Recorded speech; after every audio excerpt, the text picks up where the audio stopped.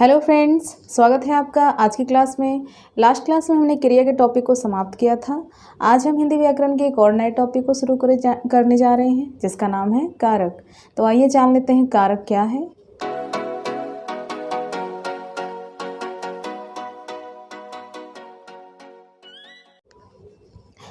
कारक के टॉपिक में हम जानने वाले हैं कारक क्या है, कारक का अर्थ क्या होता है, विभक्ति, कारक के प्रकार, उसकी परिभाषा और उसके उदाहरण। हम कारक को इस तरह से पढ़ेंगे कि एक बार में ही हमें इस तरह से समझ में आए, बहुत ही आसानी तरीके से, जो दोबारा हम इसे भूल ना पाएँ और बहुत ही आसानी से हम पहचान लें कि ये कौन से कारक का वाक्य है या किस कारक का उदाहरण है या कारक है क्या। इसका मतलब अच्छे से समझ लेंगे। तो इसे समझने के लिए आप कारक के सभी वीडियो को रेगुलर तरीके से देखें और रिवीजन करें। और आज भी जो कुछ भी कारक से संबंधित बताया जाएगा उसे आप शुरू से अंत तक वीडियो को देखें ताकि आपको कारक समझने में आसानी हो। तो आइए शुरू करते हैं। कारक हिंदी भाषा एक शब्द है और हम जानते हैं कि जितने भी शब्द होते हैं उन सभी शब्दों का एक अर्थ होता है, तभी वो शब्द है। वर्णों का ऐसा समूह जिसका एक सही अर्थ निकले उसे हम क्या कहते हैं? शब्द। तो कारक भी एक ऐसा ही शब्द है जिसका एक अलग अर्थ निकलता है या एक विशेष अर्थ निकलता है या इसका भी एक अपना अर्थ होता है। कारक शब्द का शाब्दिक अर्थ होता है करने वाला। कारक का अर्थ होता है करने वाला। जाहिर सी बात है, करने वाला कोई होगा तो वो किसी न किसी काम को ही करेगा और काम करने वाला दो ही होता है, या तो संज्ञा या तो सर्वनाम। ये सभी बातें आपको लास्ट क्लास में बताई गई हैं। यदि आपने हिंदी व्याकरण के सभी वीडियो को शुरू से नहीं देखा है तो उसे भी आप देख लें। प्लेलिस्ट में सभी वीडियो अवेलेबल हैं ताकि आपको हिंदी व्याकरण समझने में आसानी हो। करने वाला दो ही हो सकता है, संज्ञा या सर्वनाम। काम को करने वाला कर्ता कहलाता है ना। तो कारक का अर्थ होता है, शाब्दिक अर्थ होता है करने वाला। कारक का अगर सीधा सीधा किसी के साथ संबंध है तो वो है क्रिया के साथ। और क्रिया का मतलब हम बताए हैं आपको, क्रिया टॉपिक में आपको बताया गया है। क्रिया क्या है? काम होना ही क्रिया कहलाता है। कोई भी काम हो रहा हो उसे ही हम क्या कहते हैं? क्रिया कहते हैं। और कारक का अर्थ क्या होता है? करने वाला। और करने वाला कौन होगा? कोई भी काम हो रहा होगा, वो काम जो कर रहा होगा वो होगा क्या? संज्ञा या तो सर्वनाम, और उसी समय वो संज्ञा सर्वनाम हो जाता है कारक। तो कारक है क्या? संज्ञा सर्वनाम से आप भली भांति परिचित हैं। संज्ञा सर्वनाम को आपको लास्ट क्लास में पढ़ा दिया गया है। यदि आपने उसके टॉपिक को शुरू से नहीं देखा है तो आप उसे देख लें। संज्ञा, दुनिया में जो भी वस्तुएं हैं उनके नाम को ही हम संज्ञा कहते हैं। और नाम ना लेकर के जिस शब्द का प्रयोग करते हैं वो क्या कहलाता है? सर्वनाम। तो संज्ञा सर्वनाम ही कारक के काम करता है। कब? जब संज्ञा सर्वनाम के साथ कोई विशेष चिन्ह जुड़ जाता है और ये संज्ञा सर्वनाम क्रिया के साथ संबंध बताने का काम कर रहा होता है। वाक्य में क्रिया के साथ जब संज्ञा और सर्वनाम संबंध बताने का काम कर रहा होता है तो उस समय वो संज्ञा सर्वनाम ही कहलाता है क्या? कारक। तो इसलिए कहते हैं संज्ञा या सर्वनाम की जिस रूप से क्रिया के साथ या वाक्य के दूसरे शब्दों के साथ संबंध बताने का काम किया जाए उसे ही क्या कहते हैं? कारक कहते हैं। जैसा कि आप परिभाषा में देख सकते हैं, संज्ञा और सर्वनाम के जिस रूप से, संज्ञा और सर्वनाम के जिस रूप से कारक के रूप में काम करेगा तो सिर्फ और सिर्फ करेगा संज्ञा और सर्वनाम। संज्ञा और सर्वनाम के जिस रूप से उसका संबंध, उसका मतलब किसका? संज्ञा और सर्वनाम का संबंध वाक्य के दूसरे शब्दों से। ज़्यादातर देखा गया है कि ये दूसरा शब्द कोई और नहीं होता है, वो क्रिया ही होता है जिसके साथ ही ये संज्ञा सर्वनाम क्या कर रहा होता है? अपना संबंध बताने का काम कर रहा होता है।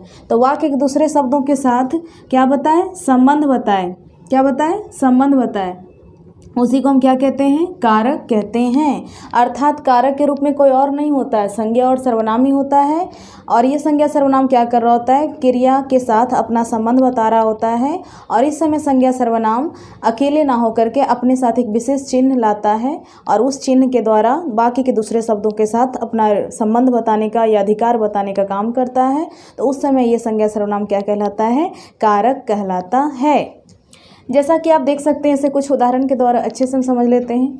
जैसा कि आप देख सकते हैं लिखा हुआ है, पहला उदाहरण जो हमारा है वो कहता है राम ने रोटी खाई। राम ने रोटी खाई। खाई तो रोटी, पर किसने? राम ने। काम हो रहा है खाने का, मगर खा कौन रहा है? राम ने। तो आप देख सकते हैं राम संज्ञा है और राम के साथ यहाँ पे क्या आ रहा है, ने। ये एक विशेष चिन्ह है जो इस संज्ञा के साथ लगा हुआ है। और राम ने खाई रोटी, पर किसने, राम ने। तो खाना के साथ रिलेशन किसका है, राम का, है ना। रोटी खाने के साथ संबंध किसका है, राम का। तो यहाँ पे जो राम ने है वो क्या बन जाएगा, कारक। क्यों, क्योंकि वो संबंध बताने का काम कर रहा है किसके साथ, क्रिया के साथ। खाया तो मगर किसने, राम ने, है ना। दूसरा जो हमारा उदाहरण है वो कहता है नर्स रोगी के लिए दवा लाई। नर्स रोगी के लिए दवा लाई। तो आप देखिए काम यहाँ पे हो रहा है दवा लाने का, है ना। अल्लाह कौन रही है, नर्स। किसके लिए, रोगी के लिए। अब देखिए दवा लाई मगर किसके लिए, रोगी के लिए। अब ये जो रोगी है वो सिर्फ अगर रोगी की बात की जाए तो वो संज्ञा है, लेकिन अगर रोगी के साथ अब क्या जुट गया है, के लिए, जो कि एक विशेष चिन्ह है और इस संज्ञा के साथ ये जुटा हुआ है। तो यहाँ पे जो रोगी के लिए होगा वो संज्ञा ना करके हम कहेंगे कारक, क्योंकि यहाँ पे जो है रोगी के साथ आया है के लिए, जो दवा लाने के साथ अपना क्या कर रहा है, संबंध बता रहा है। साथ ही साथ नर्स के साथ भी अपना क्या बता रहा है, संबंध बता रहा है। तो आप देख सकते हैं कि जो भी संज्ञा आ रही है वाक्य में वो वाक्य के दूसरे शब्दों के साथ अपना संबंध या अधिकार जोड़ने का काम कर रही है। और इस समय संज्ञा सर्वनाम अकेले नहीं है, इसके साथ कोई चिन्ह आ रहा है, कोई विभक्ति लगा हुआ है, तो इसी को हम कहते हैं क्या, कारक। क्या कहते हैं, कारक। वह छत से गिरा, काम हो रहा है गिरने का, मगर कहाँ से, छत से। कौन गिरा, तो वह। तो आप देख सकते हैं छत से, छत सिर्फ केवल छत की बात की जाए तो वो संज्ञा है, लेकिन छत के साथ फिर से क्या जुट गया है, से। क्या जुट गया है, से। तो आप देख सकते हैं यहाँ पे छत से गिरा, तो मगर कहाँ से, छत से। तो गिरने का संबंध तो है मगर कहाँ से, छत से। तो छत से जो हो जाएगा वो कारक हो जाएगा, क्योंकि छत के साथ अब क्या जुटा हुआ है, से। उसी तरह से बच्चा पलंग पर सोया है, काम तो हो रहा है सोने का, मगर कहाँ पर सो रहा है, पलंग पर। तो आप देख सकते हैं पलंग संज्ञा है और पलंग के साथ क्या आ रहा है, पर। तो ये जो पर है वो पलंग के साथ जुट चुका है और यहाँ पे ये बन चुका है कारक, क्योंकि ये अकेले संज्ञा नहीं है। अर्थात संज्ञा और सर्वनाम ही कारक है। जब उसके साथ कोई विशेष चिन्ह लगा रहता है तो उस समय वो कारक का काम करता है। क्यों, क्योंकि वो वाक्य के दूसरे शब्दों के साथ क्या कर रहा होता है, संबंध बताने का काम कर रहा होता है, इसलिए वो क्या कहलाता है, कारक। तो देखा आपने, ये बहुत ही ज़्यादा आसान है। संज्ञा सर्वनाम ही कारक है कब, जब उसके साथ कोई विशेष चिन्ह लग जाता है और वो वाक्य के दूसरे शब्दों के साथ क्या कर रहा होता है, संबंध बताने का काम कर रहा होता है। तो इसलिए हम कहते हैं संज्ञा सर्वनाम के जिस रूप से उसका संबंध वाक्य के दूसरे शब्दों के साथ बताया जाता है उसी को हम क्या कहते हैं, कारक कहते हैं। तो ये तो बात हो गई कारक की। आगे बात कर लेते हैं विभक्ति की। विभक्ति को हम हिंदी में कहते हैं, अपने सरल भाषा में हम कह सकते हैं निशान या चिन्ह। आप देखिए संज्ञा सर्वनाम, संज्ञा और सर्वनाम एक विशेष चिन्ह के साथ, मतलब जब संज्ञा सर्वनाम के साथ एक विशेष चिन्ह लगा रहता है, चिन्ह के रूप में जैसे कभी संज्ञा के साथ काके की लग गया, तो कभी रारी री लग गया, कभी मे पेपर लग गया, कभी से, कभी को, कभी के लिए। इस तरह के चिन्ह अगर संज्ञा या सर्वनाम के साथ जुड़ जाते हैं तो हम उस समय कहते हैं कि वो संज्ञा सर्वनाम का विशेष चिन्ह है। और इसी विशेष चिन्ह को हम व्याकरण की भाषा में विभक्ति के रूप में जानते हैं। तो विभक्ति क्या है, संज्ञा सर्वनाम के साथ एक विशेष चिन्ह लगा रहता है, उसी विशेष चिन्ह को हम क्या कहते हैं, कारक की विभक्ति कहते हैं। जैसे कि आप देख सकते हैं राम संज्ञा है, लेकिन राम के साथ क्या आ गया है, ने। तो राम ने, तो यहाँ पे जो ने होगा वो विभक्ति है, संज्ञा के साथ जुटा हुआ कौन सा विभक्ति है, ने। उसने, देखिएगा ये वह से बना है ना, वह से, ये सर्वनाम है। अब इस सर्वनाम के साथ भी क्या जुटा हुआ है, ने, जो कि क्या है, एक विभक्ति के रूप में है जो सर्वनाम के साथ लगा हुआ है। उसी तरह से तुम सर्वनाम है, लेकिन इस तुम के साथ क्या जुट गया है, को, जो कि एक विभक्ति है। और आप देख सकते हैं इस सर्वनाम के साथ को विभक्ति लग गया, ये उस सर्वनाम के साथ ने विभक्ति लग गया, राम संज्ञा के साथ ने विभक्ति लग गया, सीता भी संज्ञा और सीता के साथ क्या आ गया है, को। तो ये भी क्या हो गया, विभक्ति। और इस समय ये सीता को जो है वो कारक है। अगर सिर्फ सीता रहेगा तो संज्ञा है, अगर सीता को आ गया तो वो क्या हो जाएगा, कारक। उसी तरह से तुम से बना क्या, तुम्हारा। अब तुम्हारा में अंत में जो रा आ रहा है ये भी विभक्ति ही है, जो कि सर्वनाम के साथ जुटा हुआ है, तो इसलिए इस समय क्या कहलाएगा, कारक। उसी तरह से पलंग अगर सिर्फ रहता तो संज्ञा है, लेकिन पलंग के साथ अब क्या जुड़ चुका है, पर, तो ये भी विभक्ति है, इसलिए पलंग पर क्या हो जाएगा, कारक। तो इस तरह से अगर संज्ञा सर्वनाम के साथ कोई विशेष चिन्ह या विभक्ति जुड़ जाता है तो उस समय वो संज्ञा सर्वनाम क्या बन जाता है, कारक बन जाता है। तो विभक्ति का बहुत ही महत्वपूर्ण भूमिका है कारक में, क्योंकि ये विभक्ति संज्ञा सर्वनाम के साथ जुड़ते हैं तभी वाक्य के दूसरे शब्दों के साथ संबंध का पता चलता है। तो विभक्तियाँ बहुत ही महत्वपूर्ण होती है, क्योंकि इससे सवाल भी आ जाते हैं, कर्ता कारक की विभक्ति क्या होती है, या संप्रदान कारक की विभक्ति क्या होती है, या वाक्यों में ये विभक्तियां लगी होती हैं तो हम डायरेक्ट उसके उदाहरण से सवाल आ जाता है कि नर्स रोगी के लिए दवा ला रही है तो ये किस कारक का उदाहरण है। इस तरह के सवाल आपके एग्जाम्स में पूछे जाते हैं, तो इसीलिए आप इनकी विभक्तियों को बहुत ही ध्यान से पढ़ें और कारक के प्रकारों को भी बहुत ध्यान से आप पढ़ेंगे, क्योंकि यहाँ से सवाल आते हैं। आगे बात कर लेते हैं कारक के प्रकार की। तो कारक के हिंदी भाषा में 8 प्रकार होते हैं। कारक के कुल कितने प्रकार होते हैं, 8। ये भी ऑब्जेक्टिव पूछा गया है, कारक के कितने प्रकार होते हैं, तो सीधा आंसर है इसका कितना, 8। कारक के कुल 8 प्रकार होते हैं, 8 को हम देख लेते हैं। एक तरफ हम कारक को मैंने लिख दिया है, एक तरफ विभक्ति, ताकि आप इसे आसानी से इसके डायग्राम को याद कर सकें, और यहाँ से सीधे सीधे आप अगर याद करते हैं कारक और उसकी विभक्ति को तो यहाँ से भी सवाल आते हैं।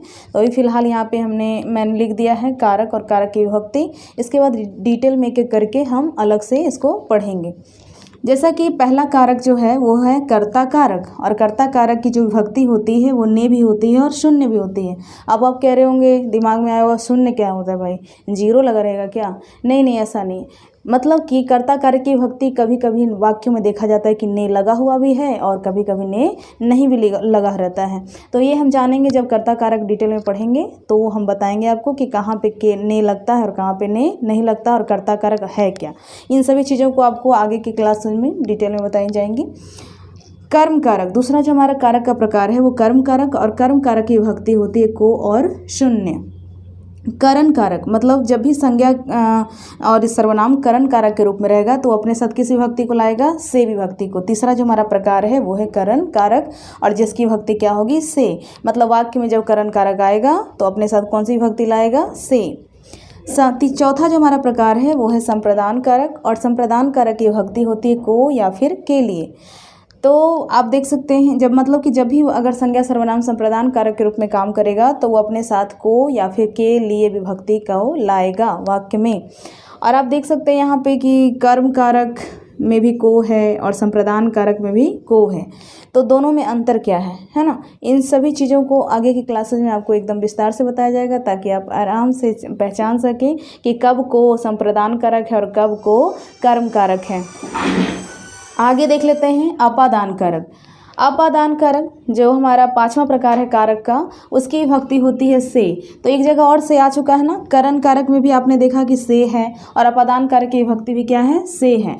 तो इन दोनों के से में, मतलब इन दोनों का जो विभक्ति है वो सामान्य है, तो आप कब पहचानेंगे कि वो करण कारक है और कब वो अपादान कारक है। तो बहुत ही आसानी से आपको समझा दिया जाएगा और आप बहुत ही आसानी से पहचान लेंगे, ये बहुत ही सरल है। आगे की जब भी अपादान कारक आएगा तो मैं आपको दोनों में अंतर करके अच्छे से समझा दूंगी वाक्यों के द्वारा, ताकि आपको कारक समझने में कोई दिक्कत ना हो। अगला जो छठा प्रकार है कारक का वो है संबंध कारक, और संबंध कारक की विभक्ति का, के, की या रा, रे, री होती है। यानी जब कोई संज्ञा सर्वनाम संबंध कारक के रूप में काम कर रहा होगा तो वो अपने साथ का, के, की या रा, रे, री विभक्ति का लेकर आएगा वाक्य में, है ना। अगला जो हमारा 7वां प्रकार है वो है अधिकरण कारक, और अधिकरण कारक के रूप में जब कोई संज्ञा सर्वनाम काम कर रहा होगा तो उसके साथ विभक्ति ला जुटा हुआ रहेगा, में, पै, पर। ये 3 तरह की विभक्तियों का प्रयोग होगा जब कोई संज्ञा सर्वनाम अधिकरण कारक के रूप में काम करेगा तो।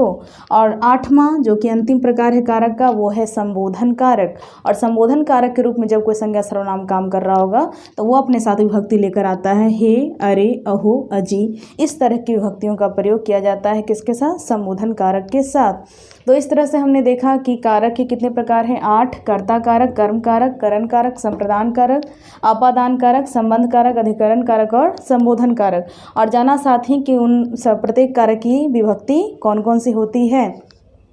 तो आप इनका स्क्रीनशॉट लेना चाहें तो ले सकते हैं।